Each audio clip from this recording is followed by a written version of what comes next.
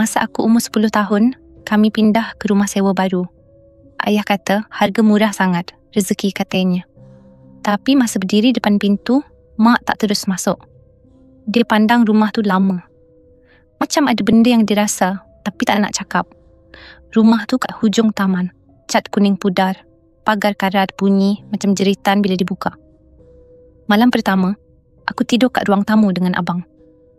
Tengah malam aku terjaga, sebab aku dengar bunyi paip bilik air terbuka sendiri. Masa tu semua orang dah tidur.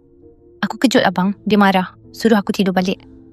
Tapi yang peliknya, esok malam bunyi tu datang lagi. Dan malam lepas tu sama juga. Jam 2 pagi bunyi air mengalir dari bilik air. Tapi siang tu tak ada apa rosak pun. Mak mula tanya, siapa main air malam-malam? Tapi tak ada siapa mengaku. Dalam hati aku tahu, benda tu bukan salah seorang dari kami. Lepas seminggu duduk situ, aku perasan satu benda. Ada satu bilik belakang, pintu warna coklat tua, selalu berkunci. Ayah kata tu bilik store, penuh barang lama. Tapi, setiap kali aku lalu depan bilik tu, aku rasa sejuk. Macam ada angin dari celah pintu, walaupun semua tingkap tutup. Satu petang, aku tengah lalu nak ke dapur, aku dengar bunyi ketukan dari dalam bilik tu. Perlahan, tapi jelas. Tok, tok, tok. Aku terus berhenti. Lama aku tunggu depan pintu, tak ada siapa keluar. Malam tu, aku cerita kat mak.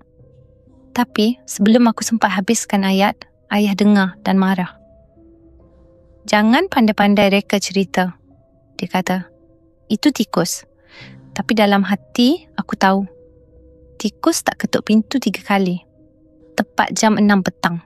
Hari-hari, minggu tu kat sekolah, cikgu seni suruh kami lukis rumah impian.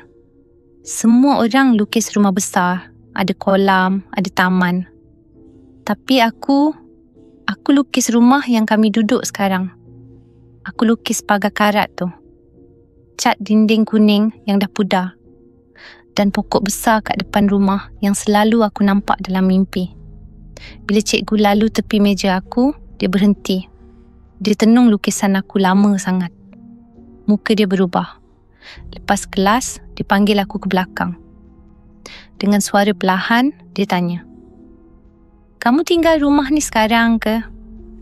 Sebab cikgu rasa cikgu pernah dengar cerita pasal rumah ni dulu." Aku tanya balik, "Cerita apa cikgu?" Tapi dia diam.